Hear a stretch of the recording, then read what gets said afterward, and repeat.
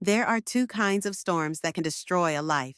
The first comes with warning, radar blips, evacuation orders, the distant rumble of thunder that gives you time to prepare. The second arrives without notice, emerging from the hearts of those you trusted most. In New Orleans, they measure hurricanes by wind speed and storm surge. They measure betrayal by the silence of an unanswered phone call when floodwaters rise. 70 years of memories, 40 years of nursing strangers back to health, 20 years of widowhood, all of it carried in a blue duffel bag, now sitting abandoned at a bus station while rain lashes the windows and the last evacuees pull away.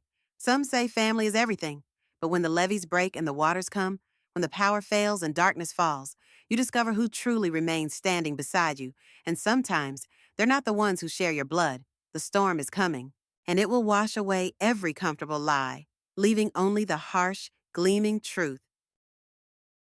The air in New Orleans had that peculiar weight to it, the kind that settled on your shoulders and made even the smallest movements an effort.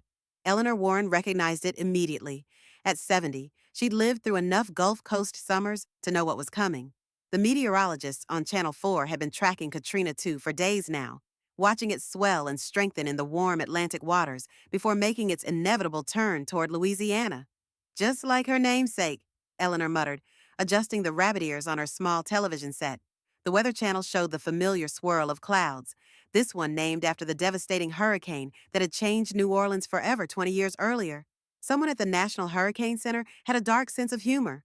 Eleanor's apartment on Chartres Street in the French Quarter was modest but comfortable, filled with photographs from her 40-year career as an emergency room nurse at Tulane Medical Center.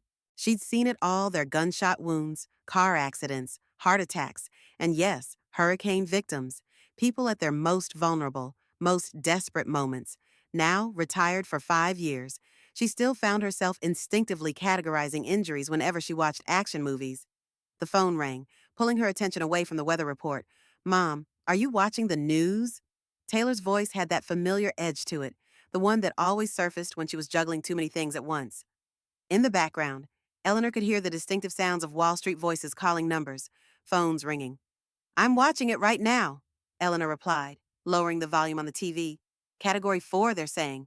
They're evacuating, right? The quarter is so low. You need to get out. Eleanor sighed. Yes, dear. I'm volunteering at the community center first, helping some of the older folks prepare. A laugh crackled through the phone. Mom, you are one of the older folks.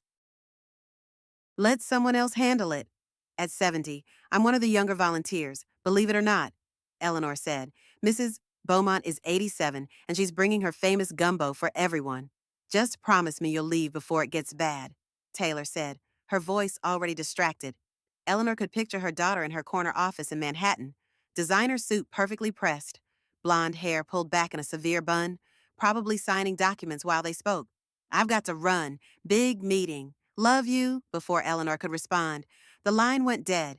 Taylor Swift Warren, who had endured endless teasing about her name until the singer became famous, had always been in a hurry.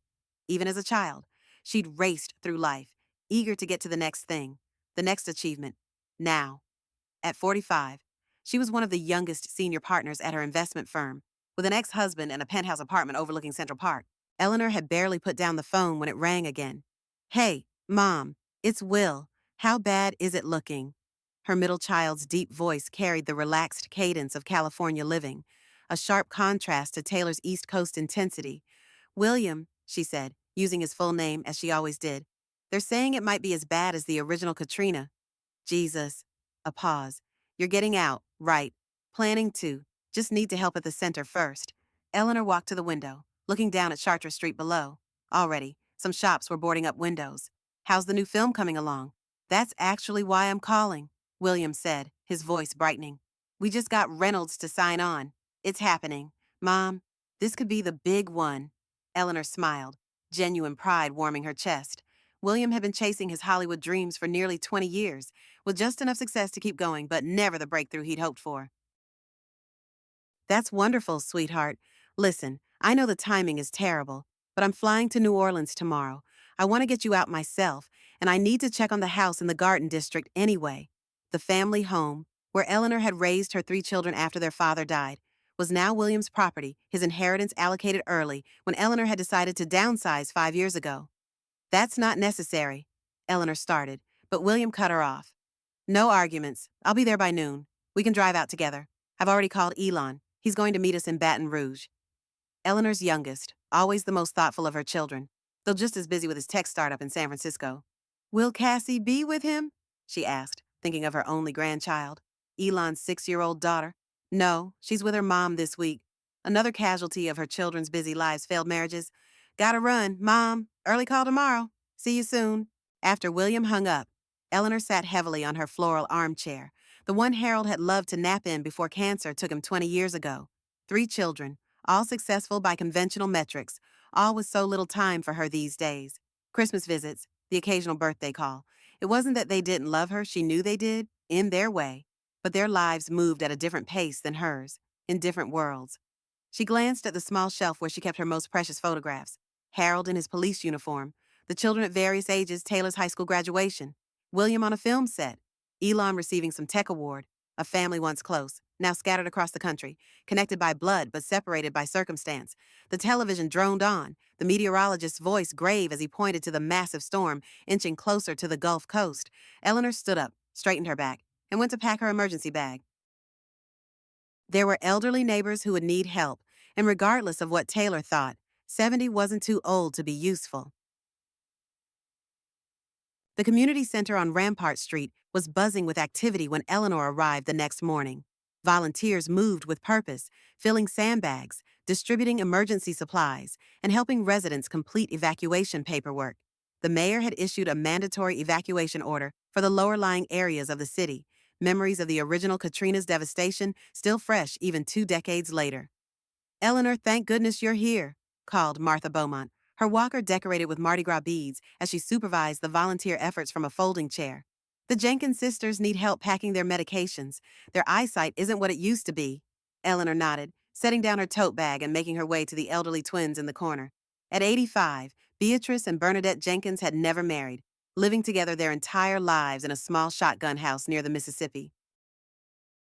Their thick glasses magnified their eyes as they squinted at prescription bottles. Ladies, let me help you with that, Eleanor said, kneeling beside them. We need to make sure you have at least 2 weeks' worth, just in case. So kind, Beatrice murmured, patting Eleanor's hand. Just like you were with poor Mr. Arsenault last year during his last days. Eleanor had sat with many neighbors during illnesses and deaths over the years, her nursing training making her a valuable resource in the tight-knit community. She methodically sorted the pills into daily containers, noting which prescriptions needed refills. The community center doors banged open, and a harried-looking National Guard officer entered, his uniform already dark with sweat in the morning heat. We're accelerating evacuation plans, he announced, voice carrying over the buzz of conversation. The storm has intensified overnight. It's now a high-end Category 4, possibly reaching Category 5 by landfall. Buses will start loading in 1 hour. Priority to elderly and those with medical needs. A murmur rippled through the room. Category 5. The words hung in the air like a death sentence for the city. Eleanor's phone vibrated in her pocket. William. Mom, I just landed. The airport's a madhouse. They're talking about closing it in a few hours. Where are you now? Eleanor asked, stepping away from the Jenkins sisters. Grabbing a rental car. I'll head straight to your place. Be ready in 30 minutes. Eleanor looked around at the community center. The National Guard officer was now organizing evacuation lists. Martha was comforting a crying woman, and the Jenkins sisters were still struggling with their medications. William, I can't leave yet. There are people who need help here. An exasperated sigh came through the phone. Mom, this isn't a debate. The storm. I know about the storm, Eleanor said firmly. I've lived through more hurricanes than you've seen movies. I'll meet you at my apartment at noon, not a minute before. She hung up before he could argue, turning back to the Jenkins sisters. Now, let's make sure you have everything you need for the evacuation buses. Over the next 2 hours, Eleanor helped prepare a dozen elderly residents for evacuation, checking medications, packing essential documents, and offering reassurances. Her nursing training kicked in as she helped an elderly man with his portable oxygen tank and showed a diabetic woman how to store her insulin in a travel cooler. By the time she finished, her back ached and her hands had developed a slight tremor, a recent development she hadn't mentioned to her children. Age was catching up in small ways. Eleanor, you should go now, Martha said, wheeling over to her. The first buses are loaded, and the weather's starting to turn. As if to emphasize her point, a crack of thunder shook the building, followed by the sudden drumming of heavy rain on the roof. The Jenkins sisters, Eleanor asked, already on their way to the shelter in Baton Rouge. Now, it's your turn. Martha pressed a container into Eleanor's hands. My famous gumbo. Share it with those children of yours when you're safe. Eleanor hugged her friend. The scent of lavender powder and Bengay, a familiar comfort. Stay safe, Martha. I'll see you when this is all over. Lord willing, Martha replied with a wink. Now go on before that handsome son of yours sends out a search party. Outside, the sky had darkened to an ominous gray-green, and the wind whipped Eleanor's silver hair across her face as she hurried to her apartment 3 blocks away. By the time she reached Chartres Street, her lightweight jacket was soaked through, and the first small branches had begun to litter the sidewalks. William's rental car was parked haphazardly in front of her building, and she could see him pacing in the lobby, phone pressed to his ear. At 43, he still had the lanky build of the basketball player he'd been in high school. Though his dark hair now showed threads of silver at the temples, he wore the uniform of a Hollywood producer, expensive jeans, a black button-down, and stylish glasses that Eleanor suspected were more fashion than function. Finally, he said when she pushed through the door, water dripping onto the tile floor, I've been calling you for 20 minutes. Phone was in my bag, Eleanor said, heading for the elevator. Had to help the Jenkins sisters with their medications. William followed, still radiating impatience. We need to get on the road now. Mom, they're saying the interstate will be gridlocked in a couple of hours. In her apartment, Eleanor moved with practiced efficiency, adding last-minute items to her pre-packed evacuation bag prescription medications. A framed photo of Harold, her mother's locket. William paced around the small living room, still on his phone, talking rapidly about production schedules and insurance concerns. Yes, I understand it's millions in equipment, but there's a hurricane coming, he was saying, voice tight with frustration. No, I can't be back tomorrow. We're evacuating my mother. Eleanor paused in her packing, watching her son. Even in the middle of a natural disaster, his work followed him. She remembered how he'd missed Harold's funeral because of a film festival, flying in the day after to stand alone at the grave. Taylor had at least made it to the service, though she'd been on her phone during the reception. Only Elon had stayed for the full week, helping Eleanor sort through Harold's things. Ready? She announced, zipping her duffel bag closed. Though I still think I could have taken the evacuation bus with the others. William ended his call with a sharp tap on his phone screen. And leave you sitting in some crowded shelter. No way. He softened slightly, taking her bag. Besides, Elon's got a suite at the Marriott in Baton Rouge. Much more comfortable. Outside, the wind had intensified, bending palm trees and sending debris skittering across the street. The rain fell in sheets now, reducing visibility to just a few yards. William threw Eleanor's bag into the trunk of his rental car, then helped her into the passenger seat. Seatbelt, he reminded her, an echo of her own words from his childhood. Eleanor smiled despite herself, clicking the belt into place. I taught you well. William pulled away from the curb, joining the stream of cars already clogging the narrow French Quarter streets. The plan is to take I-10 to Baton Rouge, meet Elon at the hotel, and wait this thing out. The forecasters are saying the storm should pass through in 48 hours or so.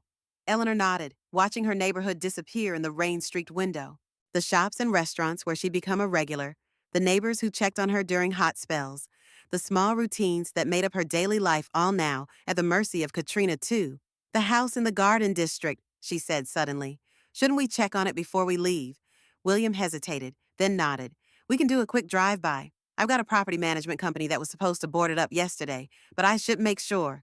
He turned the car toward the Garden District, where elegant old homes lined streets shaded by massive oak trees.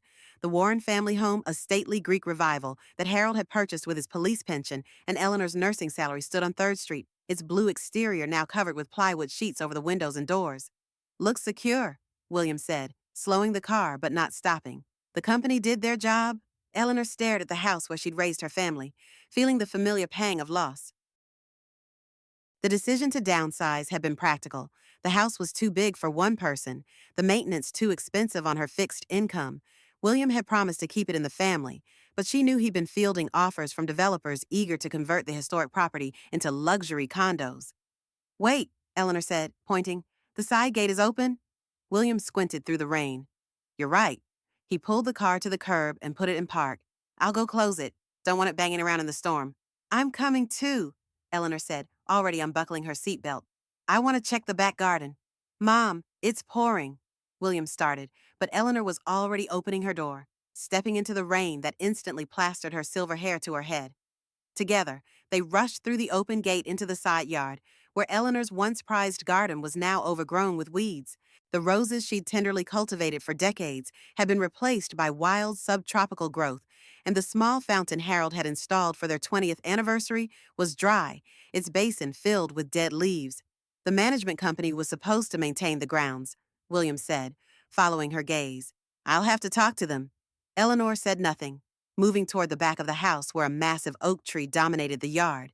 To her relief, it still stood strong, its thick branches swaying in the strengthening wind. Eleanor, a voice called from next door.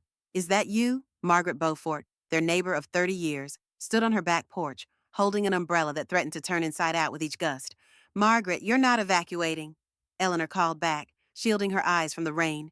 Heading out in an hour with my son, Margaret replied. Just securing the last few things. You all be safe now. You too. Eleanor waved, turning back to William. We should go. They had just reached the side gate when a tremendous crack split the air. Eleanor looked up to see a massive branch from the neighbor's pecan tree plummeting toward them. William, she screamed, instinctively pushing her son forward. The branch crashed down, missing them by inches but blocking the gate completely. William grabbed Eleanor's arm, pulling her back toward the house as more branches began to fall around them. The back door, Eleanor gasped. I still have my key. They ran to the rear entrance, where Eleanor fumbled with cold, wet fingers to insert her key into the lock. The door swung open, and they stumbled into the kitchen, dripping water onto the hardwood floors. That was close, William said, breathing hard as he pushed the door closed against the wind. You okay, Mom? Eleanor nodded, looking around the kitchen where she prepared thousands of family meals. It was empty now, the appliances gone, sold with the house. Only the built-in cabinets remained, their doors hanging open like mouths frozen mid-conversation. We need to find another way out, William said, already moving toward the front of the house. The fallen branch is blocking the side gate, and it's too heavy for us to move.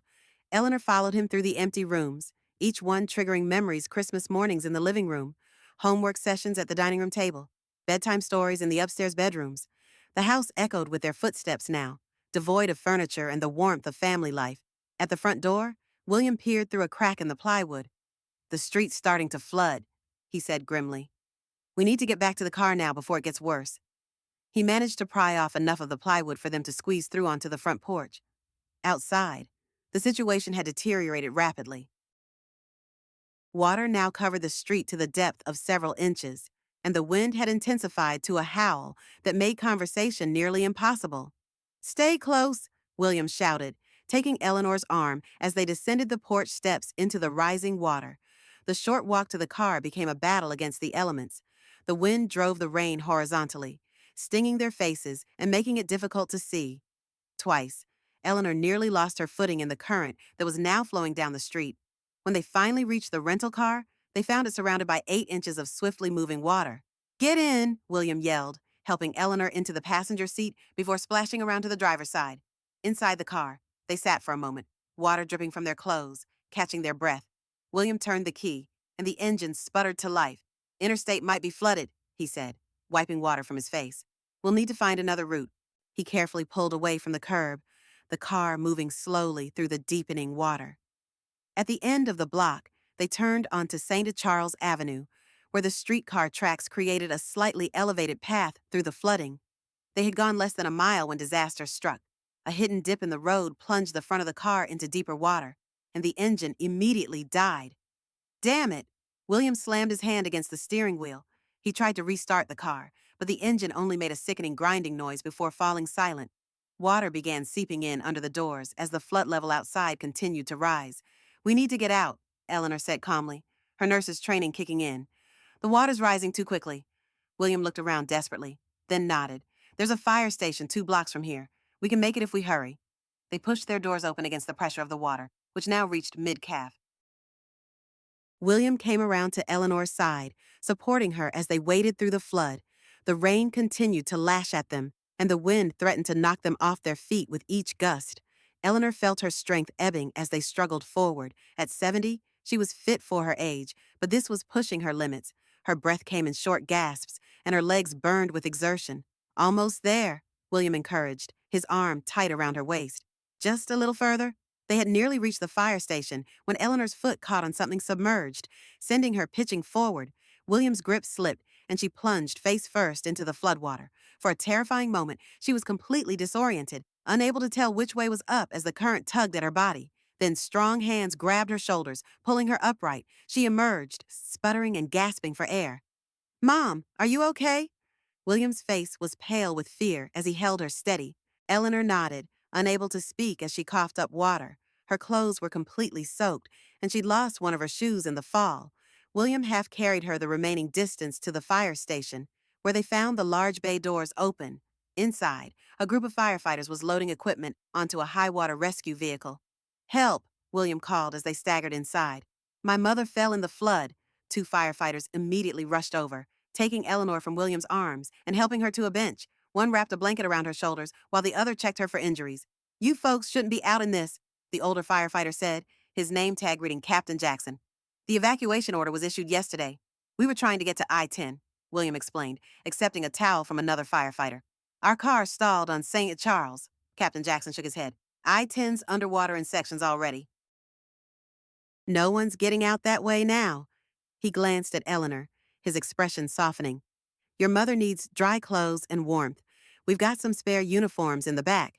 While Eleanor changed into a set of two large firefighter pants and a sweatshirt in the station's bathroom, William spoke with Captain Jackson about evacuation options. The city's setting up emergency shelters in the Superdome and the Convention Center, Jackson was saying when Eleanor rejoined them. They're both on higher ground and built to withstand the wind. We can give you a ride there in the rescue vehicle. William looked uncertainly at Eleanor. What do you think, Mom, the Superdome? Eleanor remembered the horror stories from the original Katrina, the overcrowding, the heat, the lack of supplies. But she also knew there was no getting out of the city now. The convention center, she decided. It should be less crowded, Captain Jackson nodded. Smart choice. We're heading that way in 20 minutes to drop off supplies. You can ride with us. As they waited, William stepped away to make a phone call. Eleanor could hear his side of the conversation. Yes, stuck in New Orleans. No, the roads are flooded. I know the premiere is next week, but there's literally a hurricane. My mother nearly drowned, for Christ's sake. Eleanor looked away, pretending not to hear. William's career had always come first, even now. She wondered if Elon had made it to Baton Rouge, if he was worried about them. Her phone had been in her evacuation bag, which was still in the trunk of William's flooded rental car. Mom, William said, returning to her side. That was my producer. They're freaking out about the premiere. You should go, Eleanor said quietly. If you can get out? William blinked in surprise. What? No, I'm not leaving you. These firefighters will make sure I get to the convention center safely, Eleanor insisted. If there's a way for you to get back to California for your premiere, you should take it. I know how important this film is to you. More important than my mother. What kind of son do you think I am? Eleanor didn't answer, just looked at him steadily. After a moment, William looked away, his expression a mix of shame and relief. Captain Jackson says the airport is trying to get a few more flights out before they close completely, he said finally. He thinks if I leave now, I might make it. Eleanor nodded, unsurprised. Then you should go. I'll be fine. I'll send someone for you as soon as the roads are clear, William promised, already gathering his things. And I'll call Taylor and Elon. Let them know where you are. Of course, Eleanor said, standing to hug him goodbye. Despite everything, he was still her son, and she loved him. Be safe. Captain Jackson arranged for one of his off-duty firefighters to drive William to the airport in a department SUV, while Eleanor waited for the rescue vehicle to be loaded with supplies. Your son seems in a hurry, Jackson commented as they watched William leave. He has a movie premiere, Eleanor explained, trying to keep her voice neutral. He's a producer. Jackson raised an eyebrow but said nothing more, turning back to supervise the loading. An hour later, Eleanor was seated in the back of the high-water rescue vehicle, heading toward the convention center. Through the vehicle's windows, she could see the devastation already wrought by the storm-flooded streets, downed trees, debris carried by the current. In the distance, the Superdome rose against the dark sky, a reminder of past failures and present fears. Eleanor closed her eyes, saying a silent prayer for the city she loved and the people in it. Whatever came next, she would face it with the resilience she'd cultivated through 70 years of life's storms, both literal and figurative. She only wished she didn't have to face it alone. The convention center loomed like a concrete fortress as the rescue vehicle approached, its massive structure one of the few buildings designed to withstand the hurricane-force winds now battering the city. National Guard troops directed traffic at the entrance, where a steady stream of people sought shelter from the storm. Inside, the cavernous space had been transformed into an emergency shelter, with cots arranged in rows across the exhibition floor. Red Cross volunteers moved among the evacuees, distributing blankets, water, and packaged meals. The air was thick with humidity and the murmur of anxious conversations. Captain Jackson helped Eleanor from the vehicle, handing her a small backpack. Emergency supplies, he explained. Water, energy bars, flashlight, first aid kit. Find a cot and stay put. The worst of the storm should pass by tomorrow evening. Thank you, Eleanor said, genuinely grateful. Please be careful out there. That's the plan, Jackson replied with a quick smile before returning to his team, already preparing to head back into the storm for more rescues. Eleanor stood for a moment, taking in the scene before her.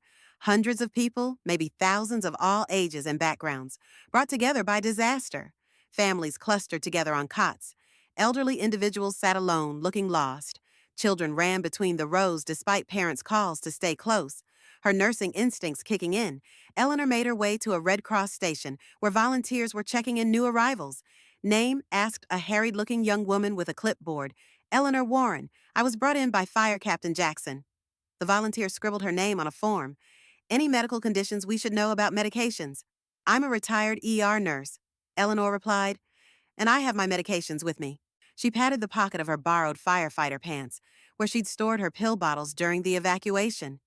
The young woman looked up, relief crossing her face. A nurse. We're short-staffed on medical personnel. Would you be willing to help out at the first aid station? Eleanor smiled. That's exactly what I was about to suggest. For the next several hours, Eleanor worked alongside two overwhelmed paramedics and a pediatrician, treating minor injuries and helping to organize medication schedules for evacuees with chronic conditions. The work kept her mind off her own situation, the loss of her evacuation bag with its precious mementos, the uncertainty of when she'd be able to return home, the knowledge that William had chosen his premier over staying with her. As evening approached, the sound of the storm intensified, the wind howling around the building's exterior and rattling the massive doors. The lights flickered several times before the convention center's backup generators kicked in, maintaining power but at a reduced level that left the enormous space in semi-darkness. You should rest, said Dr. Patel, the pediatrician who had been working with Eleanor. You've been on your feet for hours. Eleanor realized she was exhausted, her back aching and her hands trembling slightly. I think you're right, she conceded. Is there a quiet corner somewhere? Dr. Patel directed her to an area that had been set aside for elderly evacuees, where the cots were spaced a bit further apart and privacy screens had been erected where possible. Eleanor found an empty cot near the wall, far enough from the main walkways to offer some semblance of peace. As she sat down, she realized she had no change of clothes, no toiletries, none of the comforts she'd carefully packed in her evacuation bag. The firefighter's sweatshirt and pants would have to do for now. Excuse me, came a voice, and Eleanor looked up to see an elderly black man standing beside her cot. Is this section for seniors only? The regular area is full. Please, Eleanor gestured to the empty cot next to hers. I don't think anyone will mind. The man nodded gratefully, setting down a well-worn duffel bag. Tom Hanks, he introduced himself, extending a weathered hand. Eleanor couldn't help but smile. Like the actor. Exactly like the actor. Tom grinned, showing a gap where a front tooth should have been. Been hearing jokes about it most of my life, even more since Forrest Gump. Eleanor Warren, she replied, shaking his hand. No famous namesake. I'm afraid. You here alone, Ms. Eleanor? Tom asked, sitting on his cot with a sigh that spoke of bone-deep weariness. My son was with me, but she hesitated. He had an important work commitment. Tom raised an eyebrow but didn't comment on that directly. My daughter wanted me to evacuate to Houston with her family, but I wouldn't leave my restaurant, Bourbon Street Grill, right in the heart of the French Quarter. Pride tinged his voice. Been there 30 years now. My life's work. I know it, Eleanor said, genuinely pleased. Best blackened catfish in the quarter. Tom's face lit up. You've eaten there, many times. My husband loved your pecan pie. They fell into easy conversation, discovering they had both lived in New Orleans most of their lives, raising families and building careers in the city they loved despite its challenges. Tom had been a chef in various restaurants before saving enough to open his own place, while Eleanor shared stories from her nursing days at Tulane. As they talked, the storm's fury seemed to peak, the building trembling with each powerful gust. The lights flickered more frequently, and the sound of rain on the roof was like a constant artillery barrage. Eleanor's phone, miraculously still working despite its dunking in floodwater, buzzed with a text message. Elon, Mom, William just called, said you're at the convention center. Are you okay? Call when you can? She tried calling immediately, but the call wouldn't connect cell towers likely overwhelmed or damaged by the storm. She sent a text instead. I'm safe. Don't worry. We'll call when I can. She doubted it would go through, but it was worth trying. Family checking in? Tom asked, noticing her preoccupation with the phone. My youngest son, Eleanor confirmed. He's worried. That's what family should do, Tom said simply. Worry about each other. The PA system crackled to life, and a National Guard officer's voice echoed through the space. Attention all evacuees. The convention center is now at capacity. We are securing all exterior doors. No one will be permitted to enter or exit until the all clear is given, likely sometime tomorrow. Please remain in your designated areas and follow all instructions from National Guard personnel and Red Cross volunteers. A murmur ran through the crowd as the implications sank in. They were locked in for the duration of the storm, however long that might be. Guess we're bunking together tonight, Tom said with a small smile. Hope you don't snore, Ms. Eleanor. She laughed despite herself. I've been told I don't. But then again, who would tell me if I did? As the evening wore on, the convention center settled into an uneasy routine. Meals were distributed sandwiches and fruit cups that reminded Eleanor of hospital cafeteria food, and volunteers moved through the rows of cots, checking on evacuees and distributing extra blankets against the growing chill as the air conditioning ran on generator power. Eleanor found herself unable to sleep, listening to the storm and the sounds of hundreds of people trying to rest in a strange, communal setting. Occasional cries from children, whispered conversations, the squeak of cots as people turned restlessly, it all blended into a soundtrack of shared anxiety. Tom, on the other hand, slept soundly, his soft snores a steady counterpoint to the storm's chaos. Eleanor envied his ability to find peace amid the disruption. Around midnight, a commotion near the first aid station caught her attention. A woman was screaming for help, her voice cutting through the ambient noise of the shelter. Without thinking, Eleanor rose from her cot and moved toward the sound, her nurse's instincts overriding her exhaustion. The scene at the first aid station was chaotic. A pregnant woman lay on a cot, clearly in labor, while the two paramedics Eleanor had worked with earlier looked overwhelmed. How far apart are the contractions? Eleanor asked, immediately moving to the woman's side. About 3 minutes, one of the paramedics replied, relief evident in his voice at seeing Eleanor. Her water broke an hour ago. We've been trying to reach a hospital, but communications are down. Eleanor assessed the situation quickly. The woman was young, perhaps early 20s, and terrified. What's your name, honey? She asked, taking the woman's hand. Jasmine, came the reply between rapid breaths. It's too early. The baby's not due for 3 more weeks. First baby, Eleanor asked, keeping her voice calm and professional. Jasmine nodded, then grimaced as another contraction seized her. I'm Eleanor, a retired nurse. I've delivered dozens of babies, and we're going to get through this together. She turned to the paramedics. We need clean towels, hot water if possible, and any sterile supplies you have. As the paramedics rushed to gather supplies, Eleanor spoke quietly to Jasmine, explaining what was happening and what to expect. The young woman had come to the shelter alone. Her boyfriend was in the National Guard and had been deployed to assist with evacuations in another part of the city. Dr. Patel arrived, alerted by the commotion. I'm a pediatrician, he explained to Eleanor. Not much experience with delivery. Follow my lead, Eleanor said, her focus entirely on Jasmine now as another contraction hit. This baby isn't waiting for better circumstances. For the next 2 hours, Eleanor guided Jasmine through labor, drawing on decades of emergency room experience. The first aid station had been hastily cordoned off with hanging sheets for privacy, but the sounds of Jasmine's labor could still be heard throughout the nearby sections of the shelter.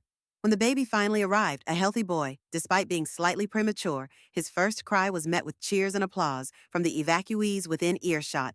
Dr. Patel quickly examined the newborn while Eleanor attended to Jasmine, making sure the placenta was delivered and bleeding was controlled. He's perfect, Dr. Patel announced, placing the swaddled infant in Jasmine's arms. A hurricane baby. Marcus, Jasmine whispered, tears streaming down her face as she gazed at her son. His name is Marcus. Eleanor stepped back, allowing mother and child their moment while she cleaned up. Her hands were steady, her mind clear. The familiar rhythm of medical work had pushed aside her own concerns for a time. That was impressive, said a voice behind her, and Eleanor turned to find Tom standing there, a look of admiration on his face. I thought you might need this. He held out a bottle of water. Eleanor accepted it gratefully, suddenly aware of how thirsty she was. Thank you. Did we wake you? Hard to sleep through the miracle of life, Tom replied with a gentle smile, especially when half the shelter is listening. Eleanor returned to her cot an hour later, having made sure Jasmine and baby Marcus were stable and as comfortable as possible given the circumstances. Exhaustion hit her like a physical force as she sat down, her body reminding her that at 70, such exertions took a greater toll than they once had. You should be proud, Tom said from his cot. Not everyone would step up like that. Eleanor shrugged. Once a nurse, always a nurse, I suppose. It's more than that, Tom insisted. It's character, something that shows who you really are when things get tough. He looked at her thoughtfully. Your children, they know what kind of mother they have. The question caught Eleanor off guard. Did they know? Did they see her as more than just their mother? More than an obligation or an afterthought William had left her to attend his premiere? Taylor hadn't even called to check if she'd evacuated safely. Only Elon had reached out, and even that had been just a text. I'm not sure, she admitted, the truth of it settling heavily on her heart. We've grown apart over the years. Tom nodded, understanding in his eyes. That happens. My son barely speaks to me anymore. Moved to Seattle, calls on Christmas and my birthday. My daughter tries, but she's got her own family, her own life. He sighed. Gets lonely sometimes. Yes, Eleanor agreed, the simple word carrying the weight of years of quiet dinners alone, holidays spent with neighbors instead of family, milestones celebrated through brief phone calls rather than shared presents. They sat in companionable silence after that, two strangers connected by age, circumstance, and shared understanding of life's later chapters.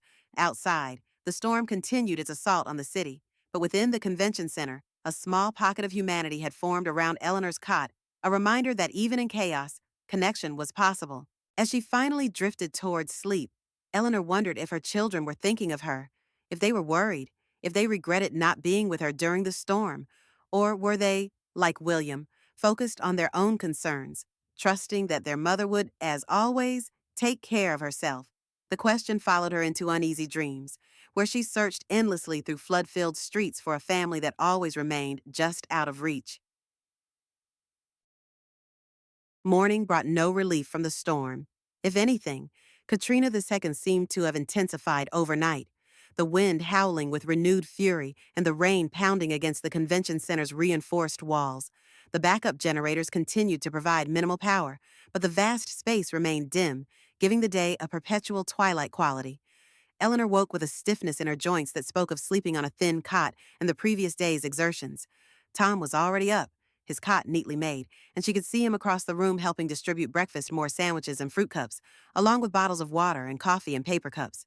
She checked on Jasmine and baby Marcus first, finding them both sleeping peacefully despite the circumstances. The new mother had been moved to a slightly more private area, with Red Cross volunteers taking turns watching over her and the newborn. You did good work last night, Doctor, Patel said, appearing at Eleanor's side with a cup of coffee that he handed to her. That delivery could have gone very differently without your experience. Eleanor accepted the coffee gratefully. Any word on when we might get out of here, Doctor? Patel shook his head. The National Guard commander says the storm has stalled over the city. We could be here another day, maybe two. He lowered his voice. And between you and me, supplies weren't staged for this many people for this long. They're already starting to ration water. The news settled uneasily in Eleanor's stomach.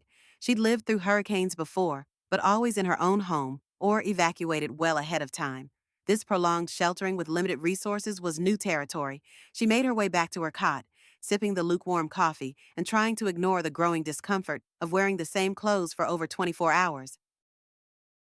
Her phone showed no service cell towers, likely down across the city, meaning no way to contact her children or receive updates about the storm's progress. Morning, Ms. Eleanor, Tom greeted her, returning from his volunteer work with breakfast for both of them. Hope you like peanut butter and jelly. At this point, I'd eat just about anything, she admitted, accepting the sandwich. Thank you for helping with the distribution. Keeps me busy. Tom replied, sitting on his cot across from her. Besides, 30 years in the restaurant business feeding people is what I do. They ate in companionable silence, listening to the storm and the murmur of hundreds of conversations around them.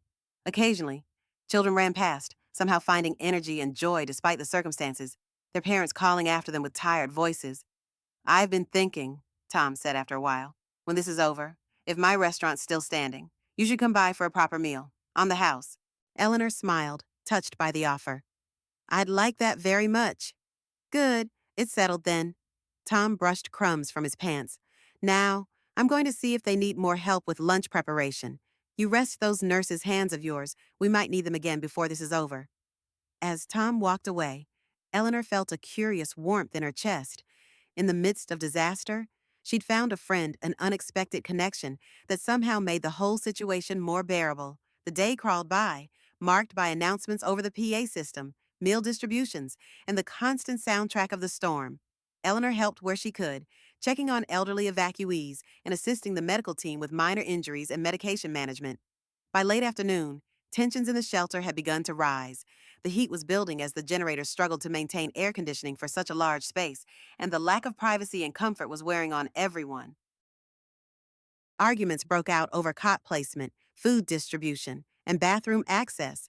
National Guard soldiers moved through the rows, their presence both reassuring and a reminder of the seriousness of the situation. Eleanor overheard snippets of their conversations flooding throughout the city. Rescues ongoing, no clear timeline for when evacuees could return home. She was helping an elderly woman with her blood pressure medication when a commotion erupted near the main entrance. Raised voices carried across the space, and Eleanor saw National Guard members rushing toward the disturbance. What's happening? She asked a passing Red Cross volunteer. Someone's trying to force their way in, the volunteer replied, looking nervous. Says they have family inside. Eleanor felt a flutter of hope. Could it be one of her children? Had Taylor or Elon somehow made it to New Orleans to find her? She made her way toward the entrance, moving as quickly as her tired legs would allow. A crowd had gathered, evacuees and National Guard alike, surrounding a man who was gesturing emphatically and speaking in a loud, insistent voice. My mother is in here somewhere, he was saying, his clothes soaked from the storm outside. Eleanor Warren, I need to find her. Eleanor pushed through the crowd, her heart racing. Elon. The man turned, and Eleanor's breath caught in her throat. It wasn't Elon. It was William. His hair was plastered to his head, his expensive clothes ruined by the rain, and his face showed a desperation she'd never seen before. When he saw her, relief washed over his features. Mom! He rushed forward, enveloping her in a wet embrace that she returned automatically, too shocked to do anything else. William, what are you doing here? Your premiere? Screw the premiere, he said, his voice rough with emotion. I couldn't leave you here. I got halfway to the airport and turned around. Eleanor pulled back, searching his face for some explanation, some understanding of this uncharacteristic choice. The firefighter who was driving me, William continued, his radio reported that the convention center might lose power completely. That supplies were limited. I couldn't just fly away and leave you here alone. The National Guard commander approached, his expression stern. Sir, you can stay, but this is the last exception we're making. The center is beyond capacity, and we're not equipped for additional evacuees. William nodded, still looking at Eleanor. Thank you, I understand. As the crowd dispersed, Eleanor led William back to her section, still trying to process his return. This wasn't the son who had always prioritized his career, who had missed holidays and birthdays because of film schedules, who had been ready to leave her just yesterday to attend his premiere. You're soaked, she said finally, practical concerns overriding her confusion. We need to find you dry clothes. William ran a hand through his wet hair, looking around at the crowded shelter with something like shock, as if he were only now fully registering the conditions. I'm fine. How are you? Have you heard from Taylor or Elon? No cell service, Eleanor replied. But I got a text from Elon yesterday before it went out completely. He knows I'm here. She gestured to the empty cot next to hers. That's where Tom was. But he can move. No need to displace anyone, William interrupted. I'll find somewhere else. William, Tom's voice came from behind them. Eleanor turned to see him approaching, carrying extra blankets. Tom Hanks, he introduced himself, extending a hand to William. William blinked, then shook the offered hand. William Warren, Eleanor's son.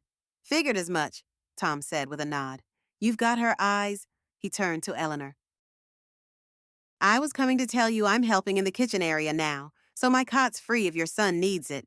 Thank you, William said, looking somewhat uncomfortable. I appreciate that.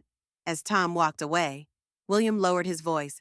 Mom, who is that? A new friend. Eleanor replied simply. He owns Bourbon Street Grill. You remember Dad loved their pecan pie? William nodded slowly, but Eleanor could see he was struggling to reconcile this casual friendship with his perception of his mother's life. Had it really been so long since he'd spent meaningful time with her that the idea of her making new connections seemed strange? Tell me what happened, she said, gesturing for him to sit on Tom's former cot. Why did you really come back? William sighed, running both hands through his hair in a gesture so familiar it made Eleanor's heart ache. He'd done the same thing as a teenager when struggling with a difficult decision. The truth? He asked, meeting her eyes. I was ashamed. The minute I got in that SUV and drove away from you, I knew it was wrong, but I justified it, told myself you'd be fine, that the premiere was too important, that I'd make it up to you later. He looked down at his hands. Then the firefighters' radio started reporting how bad things were getting. They were saying this could be worse than the original Katrina, and I kept thinking about you here, alone, wearing someone else's clothes because we lost your bag. He swallowed hard, and I realized I was doing exactly what Taylor and Elon would expect me to do, putting my career first.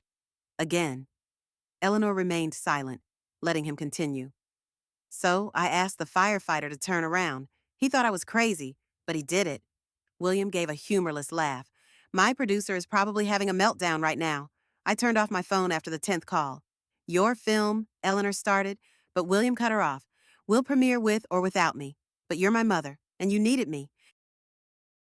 He looked up, his eyes suspiciously bright. I should have been here for you from the beginning. Eleanor reached across the space between their cots, taking his hand.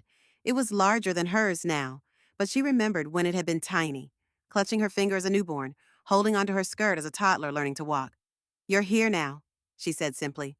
They sat together as the afternoon faded into evening, William gradually drying out in the shelter's humid air.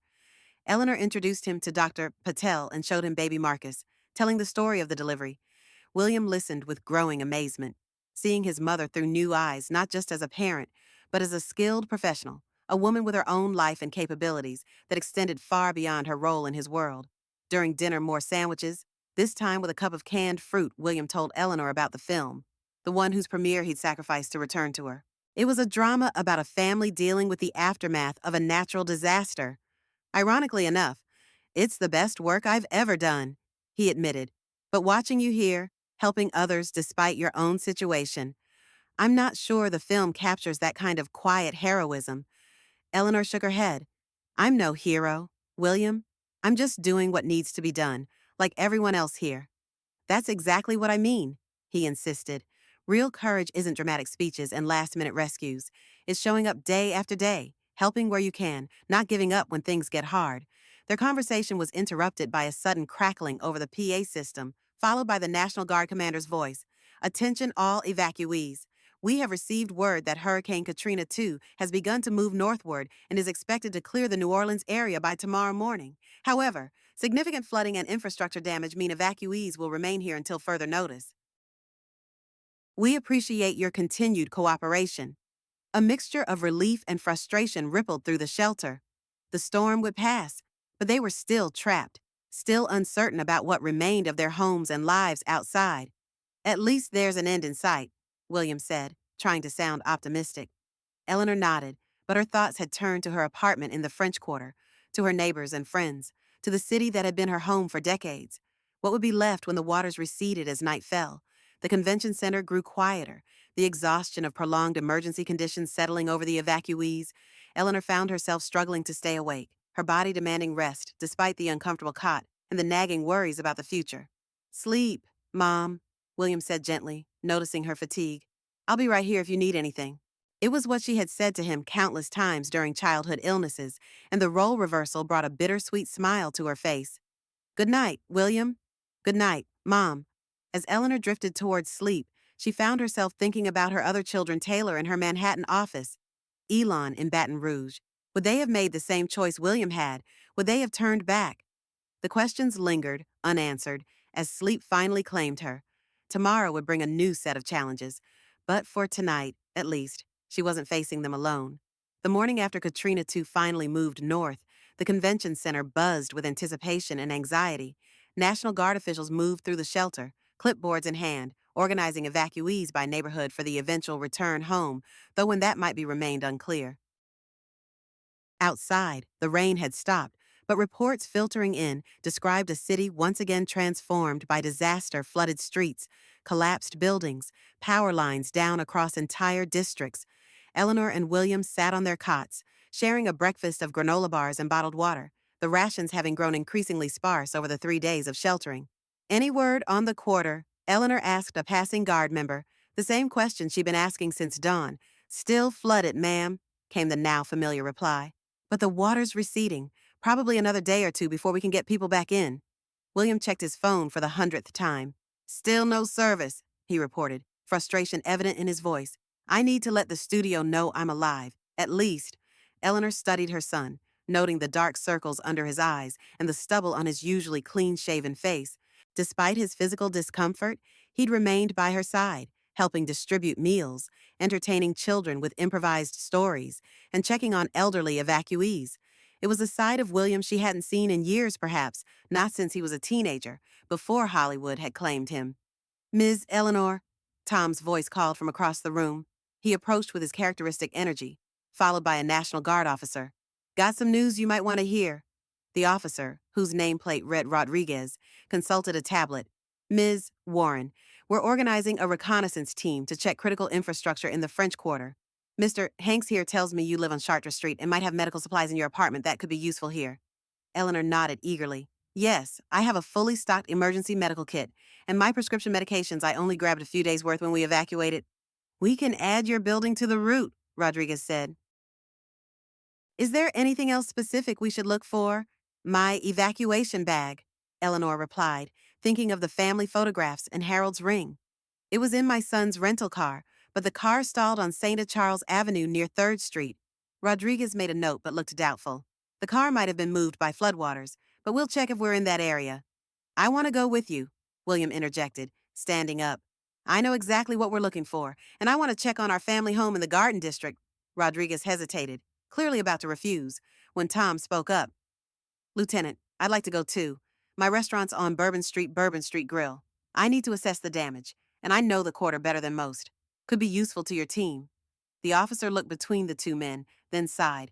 We leave in 20 minutes. Utility vehicle out front. Bring water and wear sturdy shoes. This isn't a sightseeing tour. We move fast and stay together. As Rodriguez walked away, Eleanor turned to William, concern etched on her face. Are you sure about this? It could be dangerous out there. I'm sure, William replied with unexpected firmness.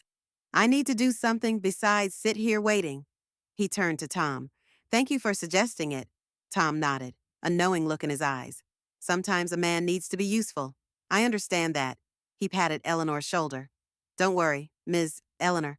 I'll keep an eye on your boy. 20 minutes later, Eleanor stood at the convention center entrance, watching William climb into a National Guard utility vehicle alongside Tom and 4 Guard members. The morning sunlight revealed a changed landscape street still partially submerged, debris scattered everywhere, the distant skyline hazy through lingering clouds. Be careful, she called, trying to keep the worry from her voice. William gave her a reassuring nod before the vehicle pulled away, splashing through puddles as it navigated the flooded streets.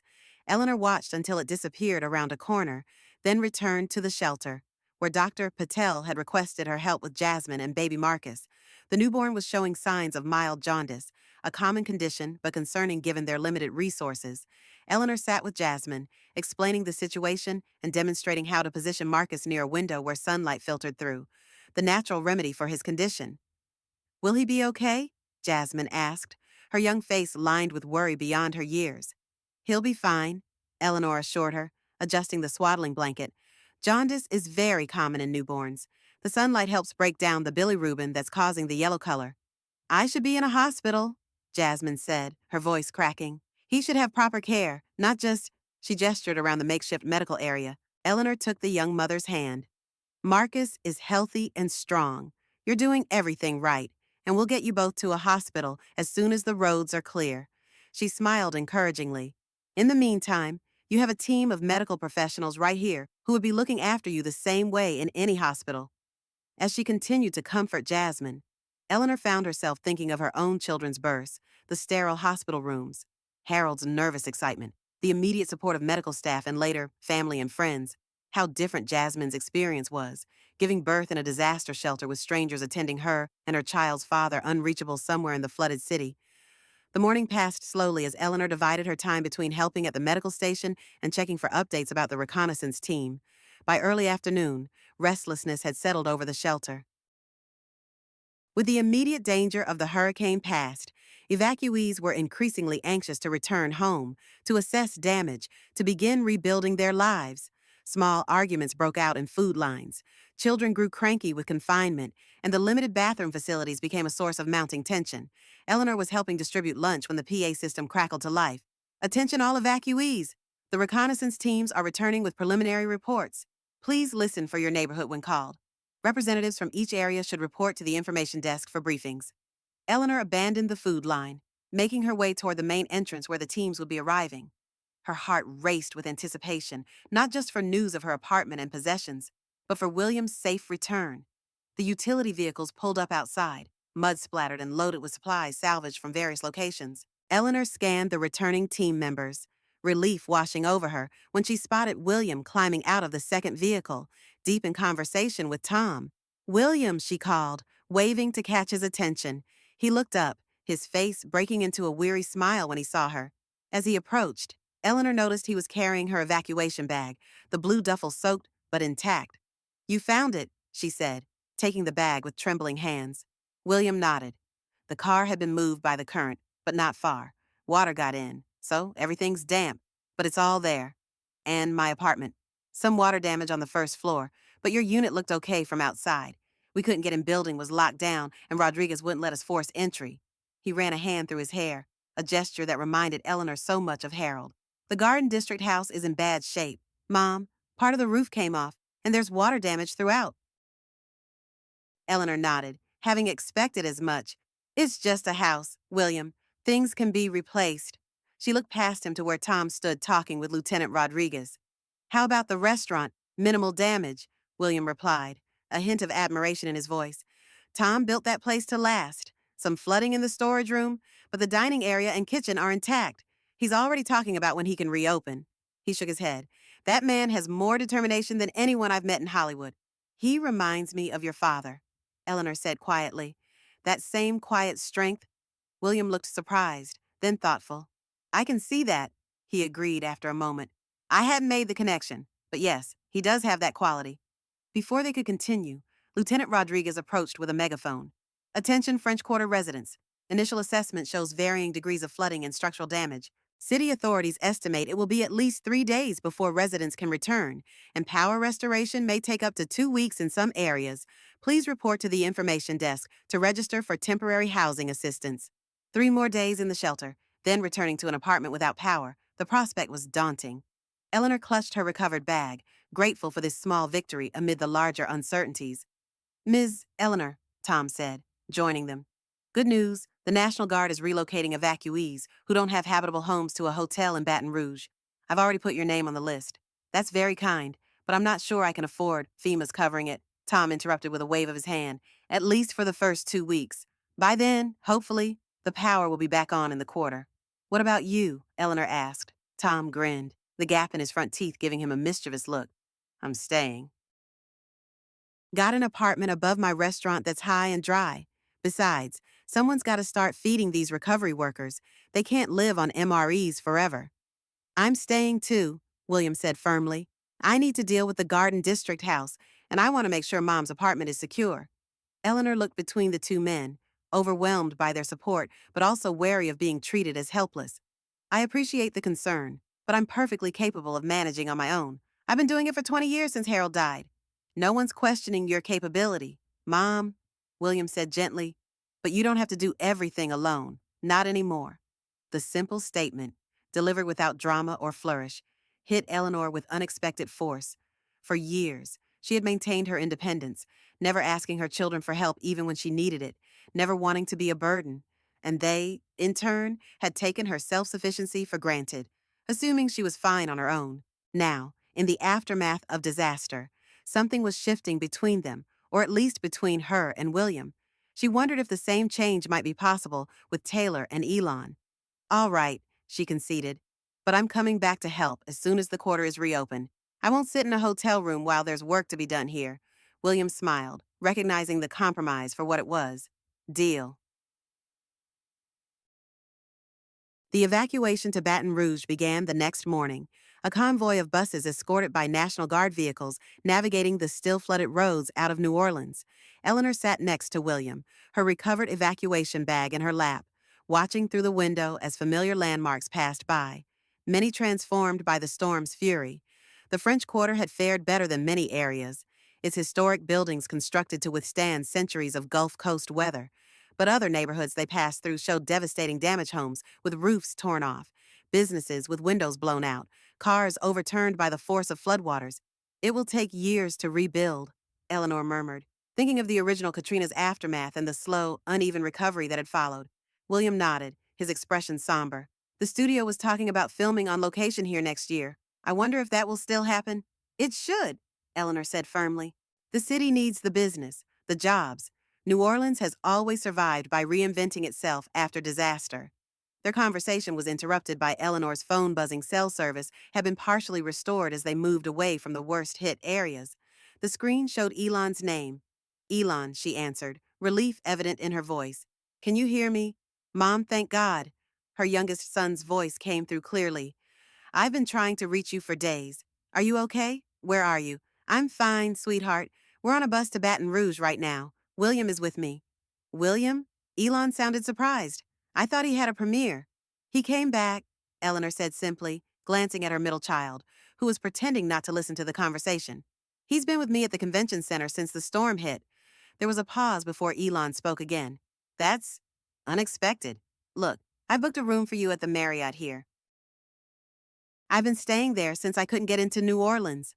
The evacuees are being taken to a different hotel, Eleanor explained. But perhaps we can meet there. Absolutely. I'll come as soon as you let me know where you are. Elon's voice softened. I've been worried sick, Mom, when I couldn't reach you, and then saw the footage of the flooding. I'm sorry you were worried, Eleanor said, touched by his concern. But I was never in any real danger. In fact, I helped deliver a baby at the shelter. You what? Eleanor laughed at his astonishment, then briefly recounted the story of Jasmine and baby Marcus. As she spoke, she realized how much she'd experienced in just a few days, the near drowning during evacuation, the bus station closing, finding refuge at the convention center, delivering a baby, making new friends. It felt like months had passed instead of days. That's incredible, Mom, Elon said when she finished. I can't wait to hear the whole story in person. Have you heard from Taylor? Eleanor asked, the conversation turning to her eldest. Elon's tone changed subtly. Yes, she called yesterday when service was restored. She's Taylor, worried but busy. Said to tell you she'd call when she could. Eleanor wasn't surprised. Taylor had always been the most distant of her children, focused on her career to the exclusion of almost everything else, including, at times, her family. I'll try her later, Eleanor said, keeping her voice neutral. We should be in Baton Rouge in a couple of hours. I'll text you when we arrive. After ending the call, Eleanor sat quietly, processing the impending reunion with Elon and the continued absence of Taylor. William, sensing her mood, reached over and squeezed her hand. One step at a time, he said softly. We're all processing this differently. Eleanor nodded, grateful for his understanding. The William beside her now seemed far removed from the son who had been willing to abandon her for a film premiere just days ago. Had the hurricane changed him, or merely revealed something that had been there all along, buried beneath layers of ambition and distraction? The bus arrived in Baton Rouge by mid-afternoon, pulling up to a modest hotel that had been commandeered for evacuees. The lobby was crowded with displaced New Orleans residents, some tearful, others stoic, all sharing the same uncertain future. Eleanor and William were assigned a small room on the third floor, 2 double beds, a bathroom, and a television that was currently showing non-stop coverage of Katrina II's aftermath. The normalcy of a clean room with electricity, running water, and air conditioning felt almost surreal after days in the convention center. I'm going to shower, Eleanor announced, and then call Taylor. William nodded, already turning on his phone to deal with the backlog of messages from the studio. I'll order some food. Anything specific you want. Anything that's not a sandwich or an MRE. Eleanor replied with a smile before disappearing into the bathroom. The hot water was glorious, washing away days of grime and tension. Eleanor stood under the spray until her skin pruned, then reluctantly turned off the water and dressed in clean clothes from her evacuation bag, slightly damp, but infinitely better than the borrowed firefighter's outfit she'd been wearing. When she emerged, William was sitting on one of the beds, his face drawn. "Everything okay?" she asked, toweling her hair dry. "The premiere went ahead without me," he said, his tone flat. "Reviews are mixed, and the studio exec is furious that I abandoned my responsibilities." He made air quotes around the phrase, said it was unprofessional and potentially career damaging. Eleanor sat on the opposite bed, facing him.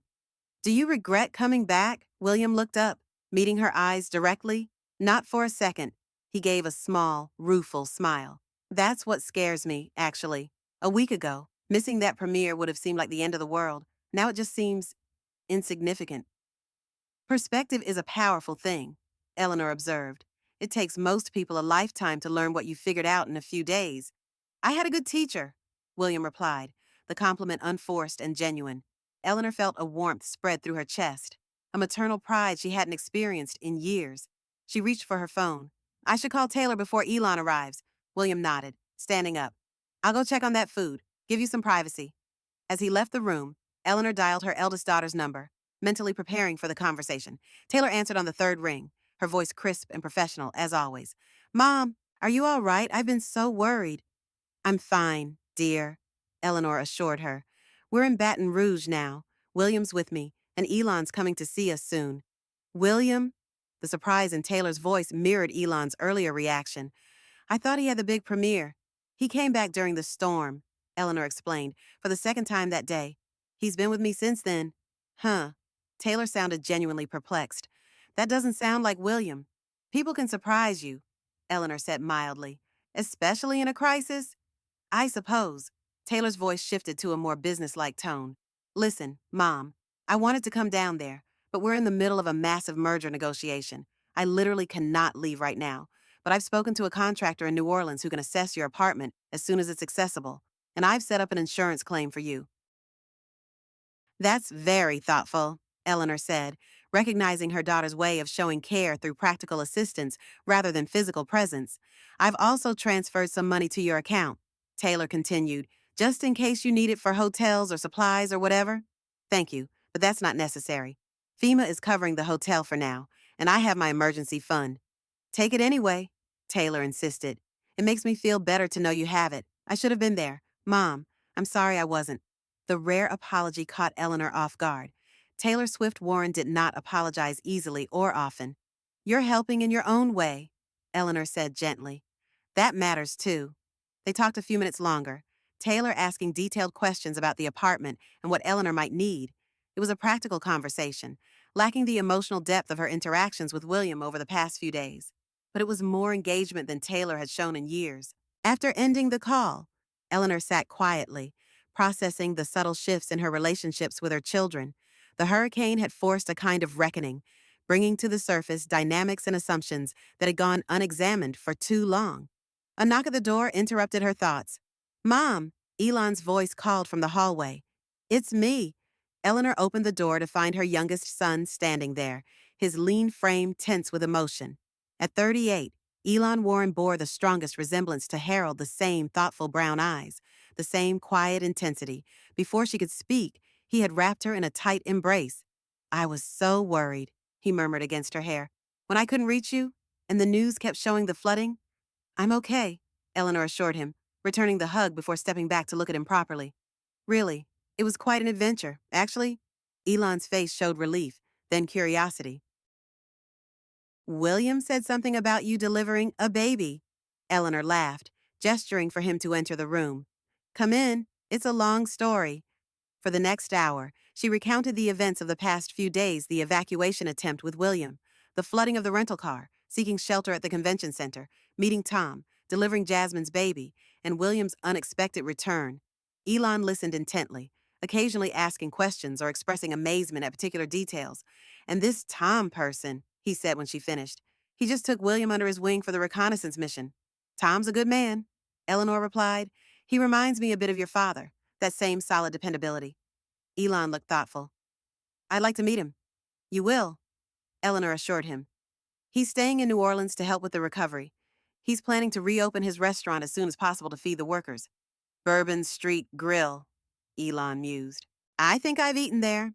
The place with the incredible pecan pie. Eleanor nodded, pleased that he remembered. Your father's favorite. The door opened, and William entered carrying several takeout bags. He stopped short when he saw Elon, then broke into a smile. Little brother, about time you showed up. The two men exchanged a somewhat awkward hug, their relationship historically marked by competition and occasional tension. Elon, the tech entrepreneur, had always viewed William's Hollywood ambitions with a touch of skepticism, while William had sometimes dismissed Elon's work as lacking creative merit. Good to see you, Elon said, sincerity evident in his voice. Thanks for looking after Mom. William shrugged, unpacking containers of food onto the small hotel desk. She looked after me, if we're being honest. He glanced at Eleanor with clear affection. Did she tell you about delivering the baby? Just finished that story. Elon confirmed, helping to distribute the food. Classic mom, stepping up in a crisis. As they ate real food, hot and flavorful, after days of shelter rations, the conversation flowed more easily than Eleanor could remember in years. William talked about the Garden District house and the repairs it would need. Elon discussed his company's offer to provide free cloud storage for those who had lost digital photos and documents in the storm. Both seemed genuinely interested in each other's lives, the usual competitive edge temporarily set aside. Eleanor watched her sons, a bittersweet feeling washing over her. It had taken a natural disaster to bring them together like this, to cut through the busy distractions of their separate lives and remind them of their connection to each other and to her. Would this change last once the immediate crisis passed, or would they drift back to their normal patterns, occasional calls, perfunctory visits, lives lived largely separate from hers? Mom, William's voice broke into her thoughts. You okay? You got quiet. Just thinking, she replied with a small smile. It's nice, the three of us together like this. I wish it hadn't taken a hurricane to make it happen. Elon and William exchanged a glance, a moment of shared understanding passing between them. It shouldn't have, Elon acknowledged, his expression serious.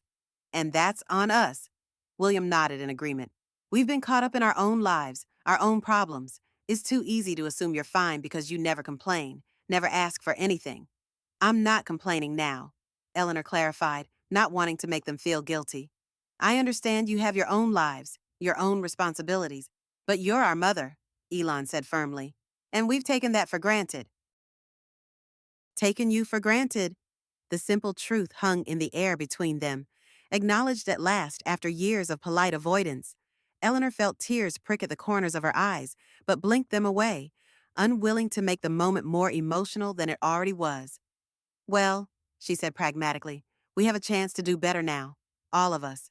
She included herself in the statement, recognizing her own role in maintaining the distance, her reluctance to impose, to need, to demand attention from her busy children. A knock at the door provided a welcome interruption to the increasingly intense conversation. William answered it to find a hotel employee holding a cell phone. Call for Ms. Eleanor Warren, the young man explained.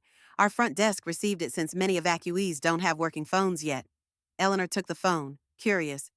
Hello, Ms. Eleanor, it's Tom. The familiar voice brought an immediate smile to her face. Tom, how are you? How's New Orleans? Still standing, he replied, and she could hear the smile in his voice. Listen, I'm calling with news. They're letting business owners back into the quarter tomorrow to start cleanup. I'm reopening the restaurant by the weekend limited menu, generator power, but open. That's wonderful, Eleanor said, genuinely pleased for him. There's more, Tom continued. The city's allowing residents back in controlled phases starting tomorrow, too. Your block is in the first group since the damage was minimal. Thought you'd want to know. Eleanor's heart lifted at the news. That's sooner than we expected. Thank you for letting me know. One more thing, Tom added. I talked to Martha Beaumont. She's organizing a neighborhood support network for when residents return, checking on elderly folks, helping with repairs, that kind of thing. She asked if you'd be willing to coordinate the medical aspects when you get back. Said you'd know exactly what was needed. Eleanor felt a surge of purpose at the request. This was something she could do, a way to contribute to the recovery using her skills and experience. Tell her absolutely yes. I'll be back as soon as I can arrange transportation. No need to arrange anything, Tom said. I'm driving to Baton Rouge tomorrow morning to pick up supplies. Can bring you back with me if you'd like. Eleanor glanced at her sons, who were watching her side of the conversation with interest. Let me discuss it with my sons. But yes, I think that would work. Thank you, Tom. After ending the call, she explained the situation to William and Elon, watching their faces carefully for their reactions. You want to go back already? Elon asked, concern evident in his voice. The conditions are still rough limited power, potential water issues. I want to go home, Eleanor said simply, and I want to help. Martha needs me to coordinate medical support for returning residents. William and Elon exchanged another look, communicating silently in that way siblings often do. I'm going back too, William decided. Need to deal with the Garden District house anyway. My company can spare me for a few more days, Elon added. I'll come as well. Make sure your apartment is safe before you move back in. Eleanor felt a surge of gratitude mixed with a touch of exasperation. I appreciate the concern, but I've been taking care of myself for a long time. We know, Mom, William said with a small smile. But humor us, okay? After almost losing you in this storm, we're a little protective right now. Eleanor could hardly argue with that. All right, we'll all go back together. She looked between her sons, these grown men who still, in some ways, remained the boys she had raised. Tom's driving up tomorrow to get supplies. He offered us a ride back. The restaurant owner, Elon clarified. I'd like to meet this man who's made such an impression on you both. Eleanor smiled, picturing the meeting between her youngest son and her new friend. I think you'll like him. He has your father's integrity. The comparison seemed to satisfy Elon, who nodded thoughtfully before changing the subject to practical matters, what supplies they should gather before returning to New Orleans, how to handle the lack of consistent power, whether Taylor should be updated on their plans. As her sons discussed logistics, Eleanor found herself thinking of Tom and his immediate decision to reopen his restaurant, to provide food and community in the aftermath of disaster. She thought of Martha Beaumont organizing neighborhood support networks while still an evacuee herself. She thought of the firefighters and National Guard members who had worked tirelessly throughout the crisis. These were the people who made a place worth returning to, who transformed a collection of buildings and streets into a community, a home. In their resilience, Eleanor saw echoes of her own determination to rebuild her life after Harold's death, to create meaning and purpose beyond loss. Tomorrow, she would return to her city, her neighborhood, her apartment, but she would return changed not just by the hurricane itself, but by the connections forged in its midst, the priorities clarified by crisis, the relationships renewed by shared challenge. As the evening deepened into night, with William and Elon still deep in planning mode, Eleanor stepped onto the small hotel balcony, gazing south toward New Orleans, invisible in the distance but present in her heart. The air was heavy with humidity, the sky clear after days of storm clouds, stars emerging like distant promises of light after darkness. We're coming home, she whispered to the night, and we're coming back stronger. Behind her, through the glass door, her sons continued their conversation, their gestures animated, their faces engaged. Whatever came next, Eleanor realized, they would face it together, not as a mother and her adult children moving in separate orbits, but as a family reconnected by storm and circumstance, by choice and change.